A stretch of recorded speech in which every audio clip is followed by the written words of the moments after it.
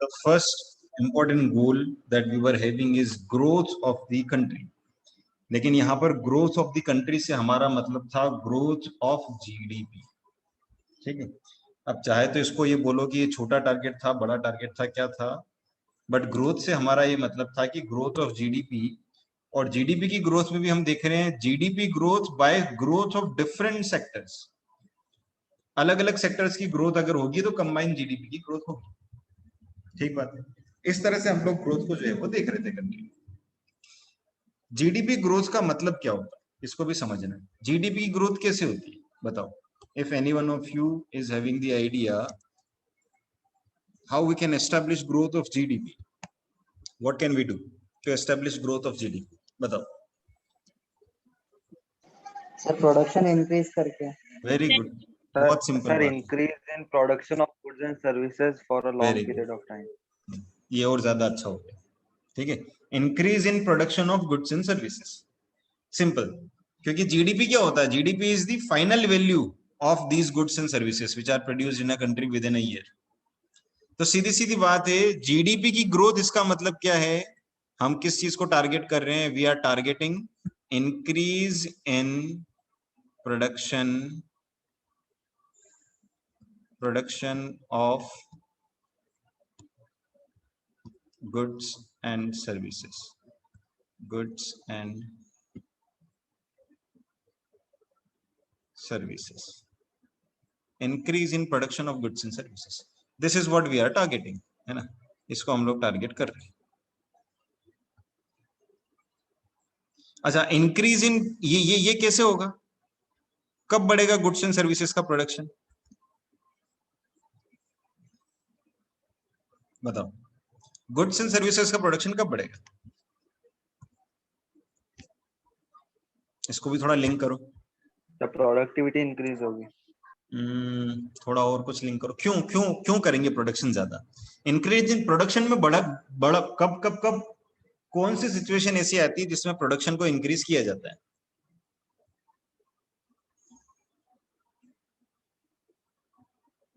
Mummy घर में रोजाना 15 रोटी बनाती है, ऐसी कौन सी सिचुएशन आएगी कि मम्मी 25 रोटी बनाएगी।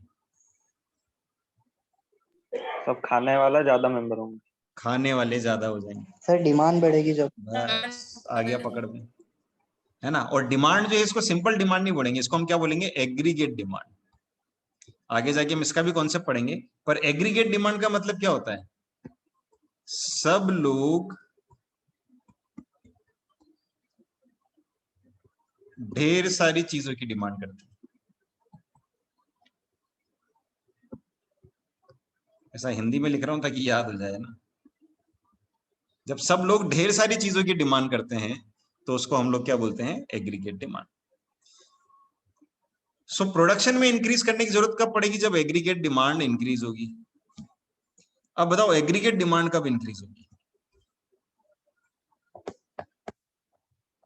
मम्मी वाला एग्जांपल यहां फिट नहीं करना, वरना भारत की पॉपुलेशन बढ़ा के आप 200 करोड़ पहुंचा दोगे। ठीक है, अब बताओ एग्रीगेट डिमांड कब इंक्रीज होगी।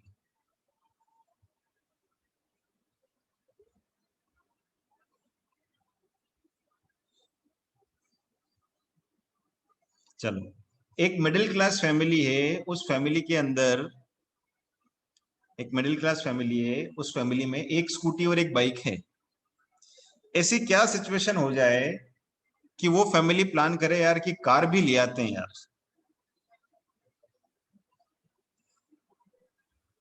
सर इनकम इंक्रीज हो गई तो। वेरी गुड, किसकी इनकम इंक्रीज हो गई, जब लोगों की इनकम होगी, पीपल्स इनकम जब ये इंक्रीज होगी तभी तो एग्रीगेट डिमांड बढ़ेगी। क्यों, जब इनकम इंक्रीज होगी तो हम क्या करेंगे, डिमांड बढ़ाएंगे। अच्छा, इनकम कब इंक्रीज होगी अब बताओ, इनकम कब इंक्रीज होगी।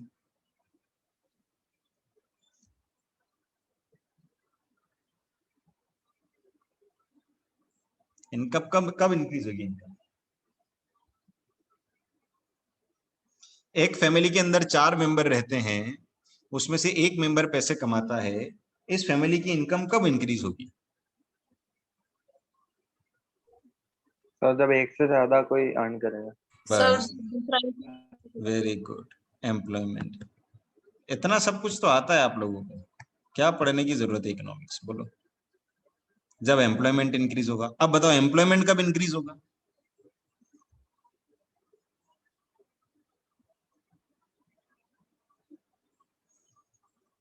एम्प्लॉयमेंट कब इंक्रीज होगा? हाँ बोलो, एजुकेट होगा। आवाज कट रही है आपकी यार, आवाज कट के आई, फिर से बोलो। When will employment get increase?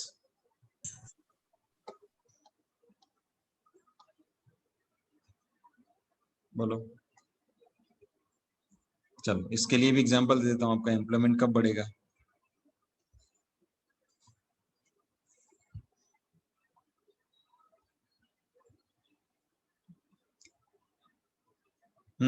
बोलो, बताना चाह रहे हो एम्प्लॉयमेंट कब बढ़ेगा? अच्छा, हमारे चित्तौड़ में एक फैक्ट्री जिसका नाम है हिंदुस्तान जिंक। ऐसी क्या सिचुएशन आए कि हिंदुस्तान जिंक ज्यादा लोगों को हायर करने लगे? बोलो। सर जब प्रोडक्शन ज्यादा हो। तो लिंक कहां बैठ गया हमारा? एम्प्लॉयमेंट कब इंक्रीज होगा? जब प्रोडक्शन ज्यादा होगा। प्रोडक्शन ज्यादा करना होगा तो एम्प्लॉयमेंट इंक्रीज होगा। इसका मतलब हम घूम फिर कर क्या हो गए, वापस उसी बात पर पहुंच गए। किस बात पर पहुंच गए? Production increase. So this is a cycle. ये साइकिल अगर ठीक ढंग से चलता रहेगा तो जीडीपी की ग्रोथ कंटिन्यूअसली होती रहेगी। और अगर इस साइकिल में से एक भी चीज जो है वो गड़बड़ हुई तो जीडीपी की ग्रोथ रुक जाएगी। किसी भी वजह से अगर गुड्स एंड सर्विसेज का प्रोडक्शन कम हुआ तो भी दिक्कत है। किसी वजह से एग्रीगेट डिमांड अगर कम हुई तो भी दिक्कत है। किसी वजह से अगर लोगों की इनकम कम हुई तब भी दिक्कत है। और किसी वजह से लोगों को एम्प्लॉयमेंट नहीं मिला तब भी दिक्कत है। इनमें से एक भी चीज अगर गड़बड़ करती है किसी भी एक्सटर्नल फैक्टर की वजह से तो कंट्री की जीडीपी की ग्रोथ नहीं हो सकती।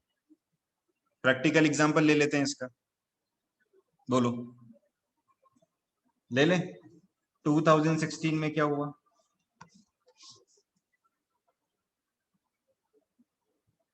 डीमोनेटाइजेशन। डीमोनेटाइजेशन। आप देखो इन सब चीजों में से डीमोनेटाइजेशन का इफेक्ट कौन सी चीज के ऊपर पड़ा?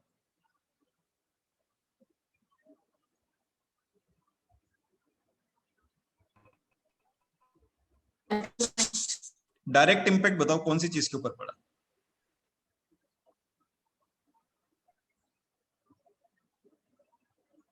कौन सी ऐसी चीज है जिसके ऊपर डायरेक्ट इंपैक्ट पड़ा? Aggregate demand. वेरी गुड, क्या बात, मजा आ गया, ताली तुम्हारे लिए। क्लास में तो बैग में से निकाल के चॉकलेट देता मैं तुमको जरूर। सीधा इंपैक्ट जो है वो पड़ा किस चीज के ऊपर? एग्रीगेट डिमांड के ऊपर। यानी लोगों के पास पैसा था लेकिन लोग खरीद नहीं पा रहे थे, बिकॉज कैश ट्रांजेक्शन हो नहीं रहे थे। ठीक है, तो एग्रीगेट डिमांड के ऊपर सीधा सीधा असर पड़ा। उस साल हम देखते हैं तो जीडीपी की ग्रोथ रेट जो है वो क्या हो गई? डाउन हो गई। चलो अभी का एग्जांपल ले लेते हैं, 2020। बताओ कौन सी चीज के ऊपर असर हुआ?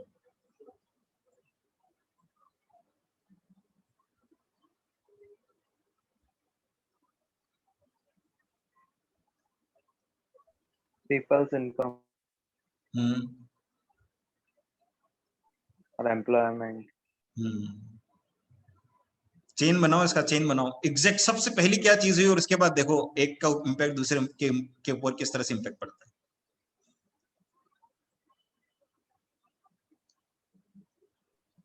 सर प्रोडक्शन डिक्रीज हुआ। और प्रोडक्शन डिक्रीज क्यों हुआ?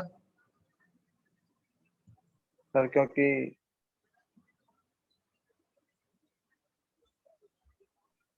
क्योंकि एम्प्लॉयमेंट डिक्रीज हुआ। लोगों के पास एम्प्लॉयमेंट नहीं था।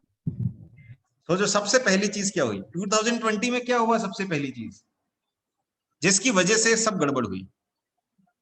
इकोनॉमी की बात कर रहे हैं।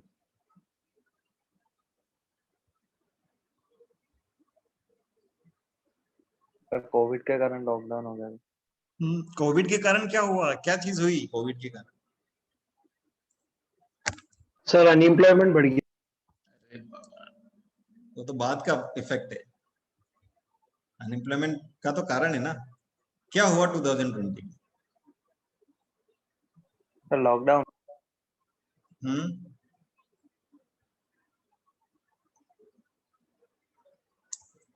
वेरी गुड, करेक्ट बात है। सबसे पहले क्या चीज हुई? लॉकडाउन। और लॉकडाउन हुआ तो क्या चीज हो गई? दो चीजें हो गई। लॉकडाउन होने की वजह से प्रोडक्शन बंद कर दिया गया, जैसे स्कूल्स बंद हो गए तो सर्विस जनरेट होना बंद हो गई कुछ टाइम के लिए, तो ऑनलाइन मोड में शिफ्ट हुआ जो भी हुआ। लेकिन लॉकडाउन का पहला इंपैक्ट पड़ा प्रोडक्शन के ऊपर, और दूसरा इंपैक्ट पड़ा जब लोग अंदर आ गए। मैं कार क्यों लेकर आऊं जब मुझे घर में ही रहना है अगले 3 महीने? तो लोगों ने बोला 3 महीने के बाद कार खरीदेंगे। ठीक है, फिर क्या हुआ? लॉकडाउन के 3 महीने बाद लोगों ने अचानक सच में कार खरीदना शुरू कर दिया, क्योंकि खर्चा कुछ हुआ नहीं, पैसा इकट्ठा हो गया कार खरीद ली। ठीक है, तो लॉकडाउन का इंपैक्ट किस चीज के ऊपर पड़ा? प्रोडक्शन के ऊपर भी पड़ा, एग्रीगेट डिमांड के ऊपर भी पड़ा। और चूंकि प्रोडक्शन के ऊपर इंपैक्ट पड़ा, एग्रीगेट डिमांड के ऊपर इंपैक्ट पड़ा, इसलिए इनका एक इफेक्ट जो है वो निकल कर आया। वो किसके ऊपर पड़ा? लोगों की इनकम के ऊपर। कटिंग शुरू हो गई, प्रोडक्शन ज्यादा हो ही नहीं रहा तो लोगों की जरूरत है नहीं। और प्रोडक्शन ज्यादा क्यों नहीं हो रहा है? क्योंकि एग्रीगेट डिमांड है नहीं, डिमांड बढ़ नहीं रही है। तो लोगों के वेजेस जो है वो काट लिए गए, या कुछ लोगों को निकाल दिया गया। तो एम्प्लॉयमेंट की सिचुएशन जो है वो भी गड़बड़ हो गई। ठीक है, तो आप समझ रहे हो ना कि ये इन सब चीजों की वजह से क्या हो रहा है? जीडीपी का ग्रोथ जो है उसके ऊपर असर पड़ रहा है। और भी बहुत सारी दूसरी चीजें आ रही है लॉकडाउन के अंदर तो, ठीक है, पर ये सारी चीजें हो रही है। अच्छा, अब ये 2021 का लॉकडाउन है, इसमें इकोनॉमी के ऊपर ज्यादा असर नहीं पड़ा। बोलो क्यों?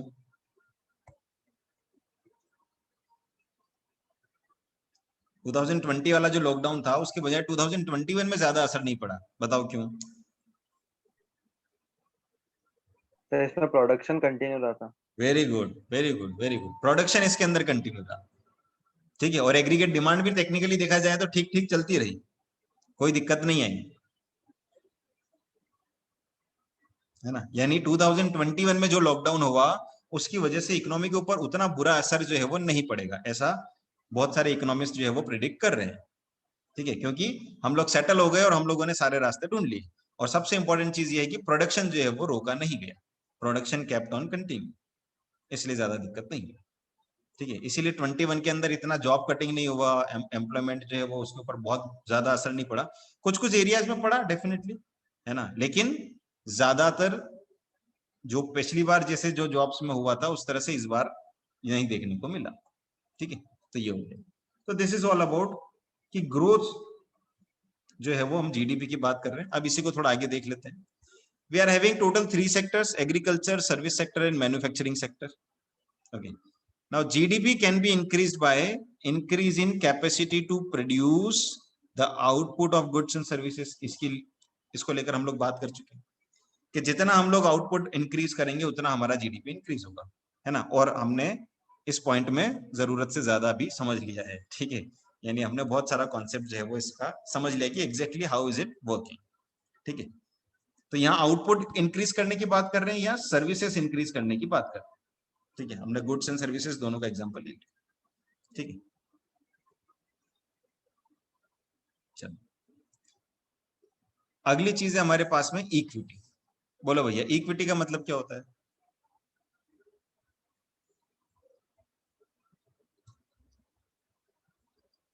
इक्विटी का मतलब क्या होता है?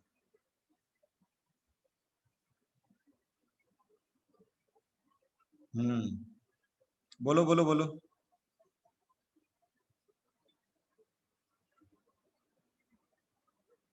चलो इसका अच्छा मीनिंग बताता हूं आपको। इक्विटी का मतलब क्या होता है? आप समझो, क्लास में टोटल 3 स्टूडेंट्स है, ए, बी और सी। ये देखो, ए का पेट है, ये बी का पेट है और ये सी का पेट है। ठीक है, ए के पेट की स्थिति बता रहा हूं।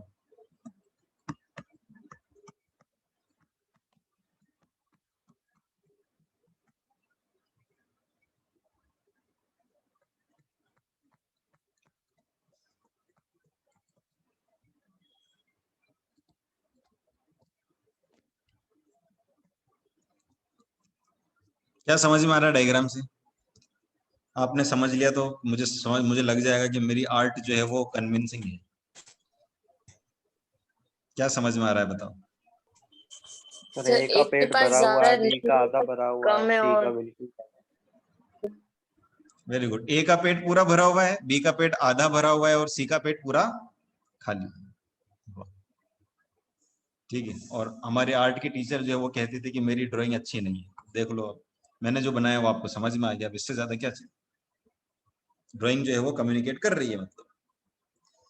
तो क्या हुआ, ये 3 बच्चे हैं, सपोज ये 3 बच्चे मेरी क्लास में हैं और मैं क्या करता हूं, मैं नाकोड़ा के यहाँ जाके 3 समोसे लेकर आता हूं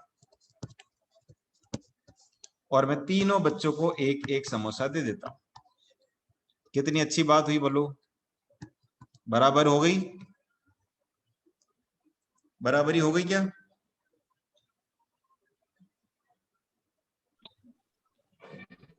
कोई दिक्कत? नो ठीक सर। डिस्ट्रीब्यूशन हो गया या नहीं हुआ? यस तीनों को एक सर। एक दे दिया भैया, मेरे लिए सब बराबर, पूरी क्लास के बच्चे मेरे लिए बराबर है। तीनों बच्चे मेरे लिए एक जैसे, मैंने तीनों को एक एक समोसा दे दिया। बोलो कोई दिक्कत है क्या? कुछ बेहतर हो सकता है क्या?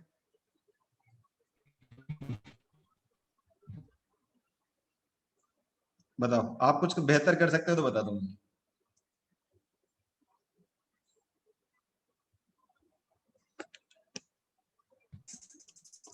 तो सी वाले को 2 मिलने चाहिए थे। चलो भैया, तो ये एक उठा के हमने किसको दे दिया? सी वाले को दे दिया। यहां से इसको गायब कर। क्या अब ज्यादा ठीक लग रहा है?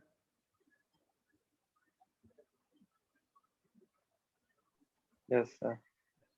अब ज्यादा ठीक लग रहा Yes. है ना? तो रिजल्ट देख लेते हैं। जब इसको एक दिया था तो इसका पेट जो है वो फुल है, इसका पेट भी एक समोसे के साथ फुल हो गया और इसका पेट जो है वो हाफ है।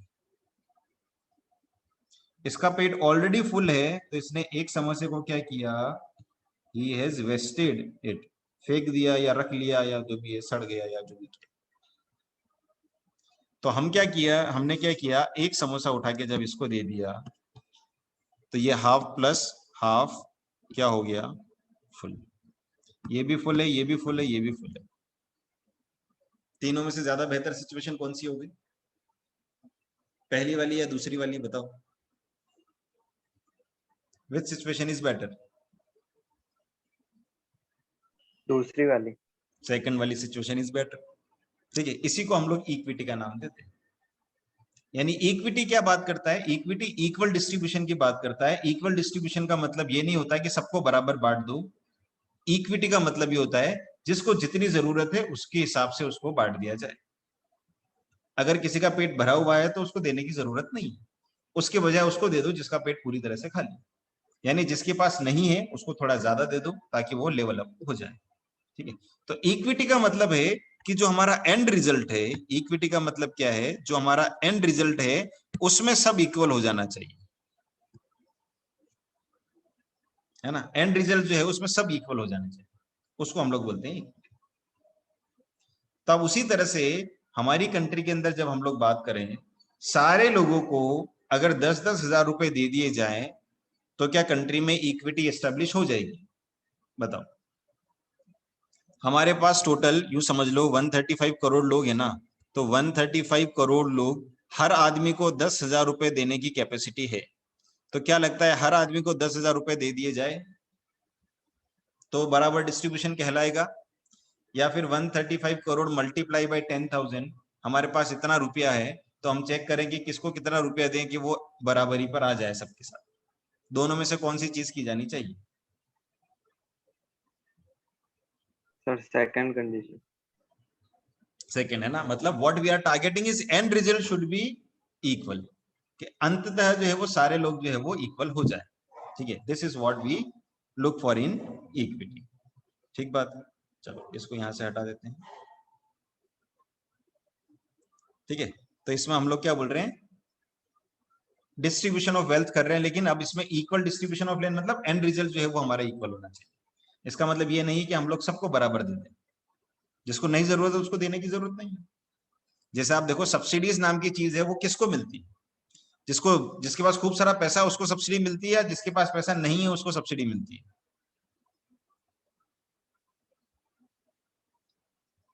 जिसके पास सर नहीं है। जिसके पास नहीं है उसको। ऑब्वियसली, है ना, तो वो जो है वो कहलाता है।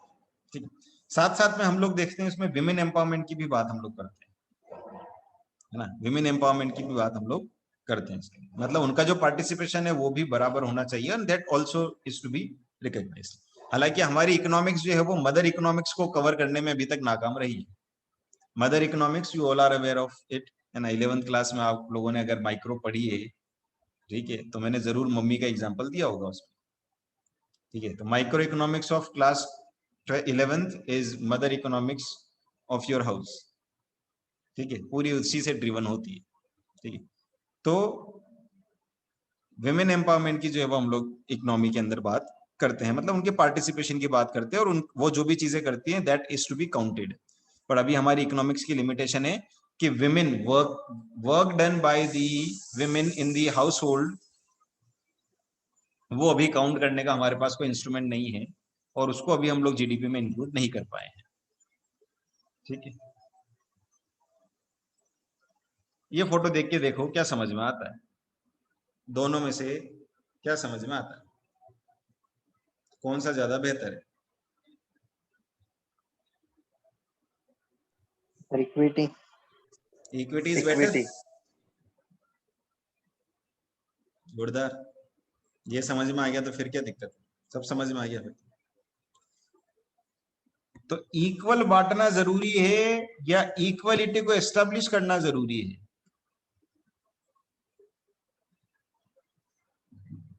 एस्टेब्लिश करना। एस्टेब्लिश करना जरूरी है। ठीक है, बहुत बढ़िया, समझ में आ गया आपको इक्विटी और इक्वालिटी का कॉन्सेप्ट। चलो मॉडर्नाइजेशन की बात करेंगे। अब मॉडर्नाइजेशन से हम लोगों ने कल क्या क्या बात की थी, कौन कौन से पॉइंट्स हम लोग मॉडर्नाइजेशन में कवर कर रहे हैं? Modernisation is about modernisation is about, there were two things जिसकी हम लोगों ने बात की थी। हाँ, वेरी गुड, बोलो। सर टेक्नोलॉजी में चेंज आना। वेरी गुड, टेक्नोलॉजी के अंदर चेंज आना मॉडर्नाइजेशन की बात हो गई। वेरी गुड, और बताओ।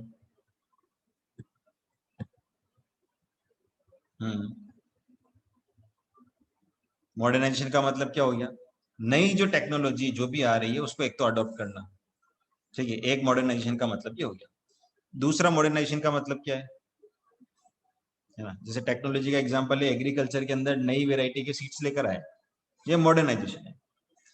जैसे एग्रीकल्चर में दो चीजें चलती है, traditional outlook of agriculture and modernisation in agriculture. Traditional output में हम लोग देखते हैं कि जो पुरानी तरह की प्रैक्टिस थी उसी को यूज किया जाता था। इसमें ऐसा होता था कि बहुत ज्यादा इंस्ट्रूमेंट जो है वो यूज नहीं करते थे, है ना, बहुत ज्यादा इंस्ट्रूमेंट्स यूज नहीं किए जाते थे। लेकिन आजकल हम देखते हैं कि आपका सोइंग के लिए या फिर हार्वेस्टिंग के लिए, इनके लिए अलग अलग तरह की चीजें जो है वो यूज की जाती है। So that is what modernisation is on. So when new machines, new instruments, new technology is coming into any field, उसको हम लोग मॉडर्नाइजेशन का नाम देते हैं। जैसे एग्रीकल्चर के हमने अंदर बात की, ठीक है, फैक्ट्रीज के अंदर नई मशीन, है ना, ज्यादा इनोवेटिव, ज्यादा पावरफुल मशीन जो है वो लेकर आ जाए, वो हो सकता है। और तीसरा जो है वो चेंज इन सोशल आउटलुक, इसको भी हमने मॉडर्नाइजेशन की बात जो है वो यहाँ पर की, है ना। जैसे हमारी कंट्री के अंदर हम लोग जब विमेन की बात करते हैं तो हम ये देखते हैं यार कि विमेन को जो है वो still there are you know some families और सम प्लेसेस जहाँ पर विमेन जब जॉब करती है या किसी भी तरह का काम करती है, इकोनॉमी में पार्टिसिपेट करती है, तो उसको बहुत ज्यादा इनकरेज नहीं किया जाता है। It is been decide that she is good at home, और उनको घर की ही देखभाल करनी चाहिए। ठीक है, बट देन धीरे धीरे ये आउटलुक जो है वो बदल रहा है, and now women also are becoming, you know, like they are taking education, they are getting training, they are doing job, and they are doing wonderfully well in many of the areas. ठीक है, तो जो recognition है women का society में वो भी increase होना, ये भी मॉडर्नाइजेशन का एक पार्ट है। Where man and women are being treated equally, दोनों को अगर इक्वली ट्रीट किया जाए तो ये भी मॉडर्नाइजेशन का एक पार्ट है ना। क्योंकि आज की डेट में हम लोग देखते हैं there are many such places जहां पर मैन एंड विमेन को जो है वो इक्वल तरीके से नहीं देखा जाता, there is a sort of discrimination. ठीक है, तो ये मॉडर्नाइजेशन हमारा हो गया। And then next comes is sir self reliance. Yes,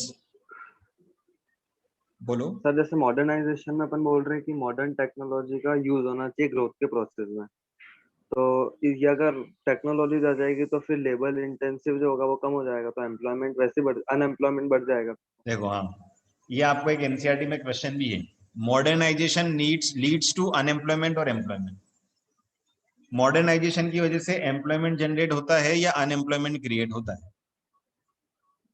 बोलो, चलो अपने व्यूज रखो आप। अनएम्प्लॉयमेंट क्रिएट होगा। अनएम्प्लॉयमेंट क्रिएट होगा। और कोई जो बोलना चाहता है कि एम्प्लॉयमेंट क्रिएट होगा, तो हम एक डिबेट कर सकते हैं इस बारे में। बोलो, सब अपने अपने व्यूज रखो। मॉडर्नाइजेशन आने से, नई टेक्नोलॉजी आने से, सोशल आउटलुक में चेंज होने की वजह से एम्प्लॉयमेंट में इंक्रीज होगा या एम्प्लॉयमेंट डिक्रीज होगा? बोलो, रखो अपने पॉइंट्स। एम्प्लॉयमेंट होना चाहिए। एम्प्लॉयमेंट इंक्रीज होगा, कैसे होगा बताना भी आप। ज्यादा प्रोडक्शन होगा और सर्विसेज भी ज्यादा मिलेगी। ज्यादा प्रोडक्शन होगा और सर्विसेज ज्यादा मिलेगी, ठीक बात है। चलो मॉडर्नाइजेशन की बात करते हैं। मुझे आप बताओ, अमेजन आने के बाद, जब से Amazon.com Amazon.in आया है, Amazon.in इंडिया में आया है जब से, तब से क्या हम लोगों ने ज्यादा, हम जो भी प्रोडक्ट्स यूज करते हैं वो प्रोडक्ट्स का यूज हमने बढ़ाया है या घटाया है? अमेजन के आने की वजह से हमने ज्यादा प्रोडक्ट खरीदने शुरू किए या उतने ही खरीद रहे हैं जितने पहले खरीदते थे? तो सर ज्यादा इंक्रीज हुआ।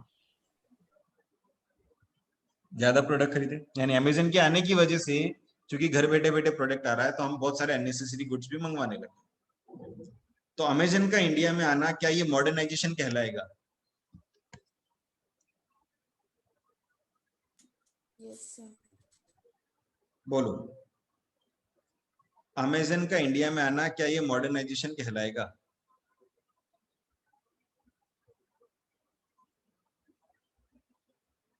अमेजन इंडिया में एक ऐसी टेक्नोलॉजी लेकर आया है कि आप घर बैठे बैठे कुछ भी ऑर्डर कर सकते हैं और वो आपके यहाँ पर डिलीवर हो जाएगा, और हो सकता है वो आपको सस्ता भी मिल जाए मार्केट की प्राइस।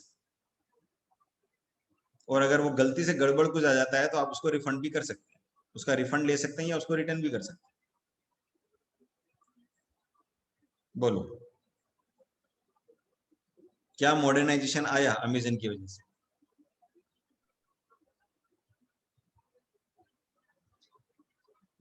Yes sir. आ गया। अब अगर अमेजन के आने को हम मॉडर्नाइजेशन मानते हैं तो मुझे बताओ, अमेजन के आने से हमारा एम्प्लॉयमेंट बढ़ा है या घटा है?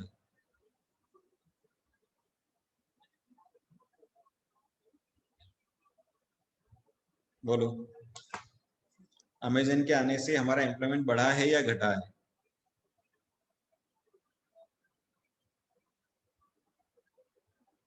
हम्म। अमेजन आने से ही तो एम्प्लॉयमेंट बढ़ा है, लेकिन जैसे अपन लोग सब जैसे ऑनलाइन परचेस करते हैं तो दूसरे जो एम्प्लॉयड पर्सन है फिर उनका बिजनेस भी धीरे धीरे कम हो जाएगा ना। ठीक बात है। अपॉर्चुनिटी की तरह देखते हैं अमेजन को क्या? Can Amazon be an opportunity?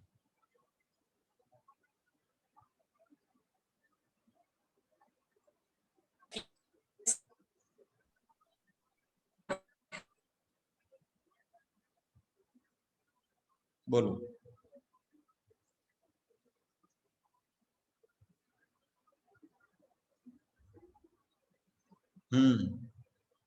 अच्छा मुझे बताओ, अमेजन आने के बाद में क्या दुकानें बंद हो गई?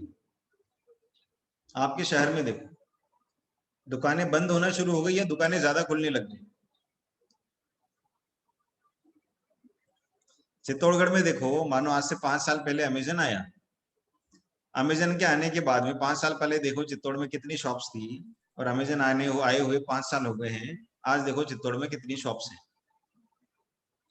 तो अमेजन के आने से नंबर ऑफ शॉप्स कम हुई है या बढ़ी है?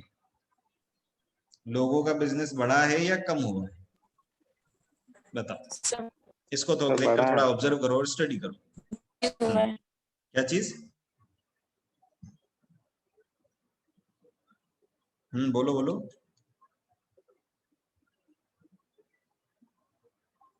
बोलो बोलो बोलो।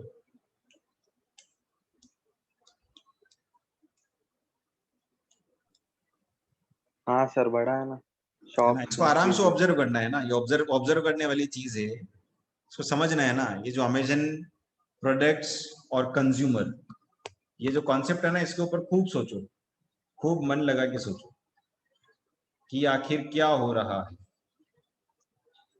एक मैंने आप लोगों को वीडियो भेजा था, स्टोरी ऑफ स्टफ्स, कितने लोगों ने देखा?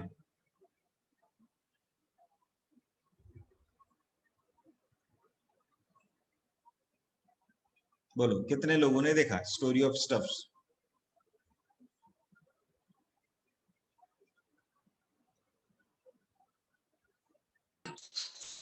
अभी तक तो नहीं दिखा।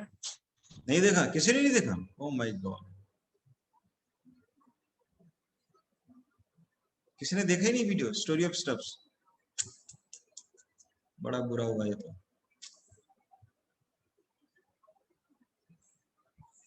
चलो अगला पार्ट देख लेते हैं क्विकली हम लोग, सेल्फ रिलायंस।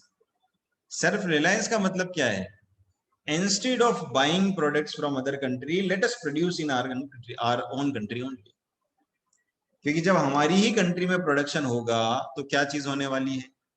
एक तो फॉरेन इंटरफेरेंस कम होगा, दूसरा हमारा फॉरेन एक्सचेंज बाहर नहीं जाएगा, तीसरा हो सकता है बाहर के लोग इंडिया से खरीदने लग जाए। तो सेल्फ रिलायंट इंडिया को बनना है, और सेल्फ रिलायंट के साथ साथ में ये देखना है कि हम एक्स्ट्रा प्रोड्यूस करें, so that we can export and we can generate more foreign exchange, so that our people can use foreign exchange, और our economy can boost when we will be having more foreign exchange. ठीक है, तो ये चीज जो है वो हमको करनी है। क्या क्या चीजें आ गई एरिया इसमें? सेल्फ सफिशिएंट हमको कौन कौन से एरिया में होना है? फूड सप्लाई में होना है, कम से कम खाना तो बाहर से नहीं मंगाना पड़े। इंडिया किसानों का देश है और आलू पाकिस्तान से आता है, तो कितनी दिक्कत वाली बात है। जो कोई जितने भी कारण हो, 10 कारण हो, 20 कारण हो, 50 रीजन हो, कुछ भी हो, बट इंडिया इतना फूड सफिशिएंट तो बन ही सकता है कि अपने इंडिया के लोगों को सर्व कर ले, है ना। तो फूड सफिशिएंसी जो है वो एक बहुत बड़ी रिक्वायरमेंट इंडिया में है। सेकंड चीज है कि बाहर से जो टेक्नोलॉजी है, वो टेक्नोलॉजी की भी इंडिया में जरूरत है, there is no doubt about it. तो हम चाहते हैं कि टेक्नोलॉजी भी हमारी कंट्री में ही प्रोड्यूस हो, ठीक है। So this also we want. And third thing is services. अब क्या समझ में आता है सर्विसेज से?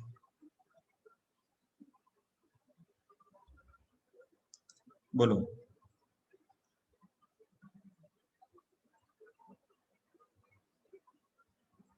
बोलो बोलो बोलो बोलो, क्या समझ में आता है? सर्विसेज की पॉइंट को किस तरह से लिंक करोगे इसमें?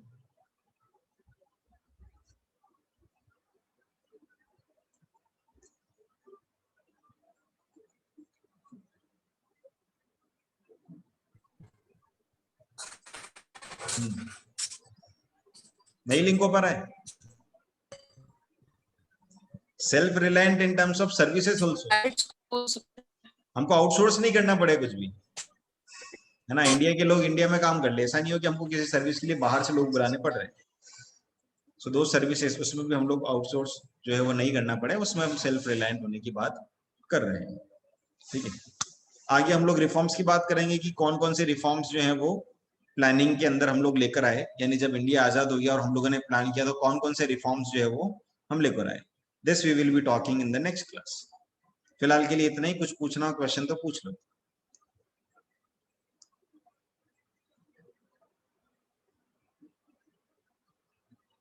बोलो, कुछ पूछना हो तो पूछ लो।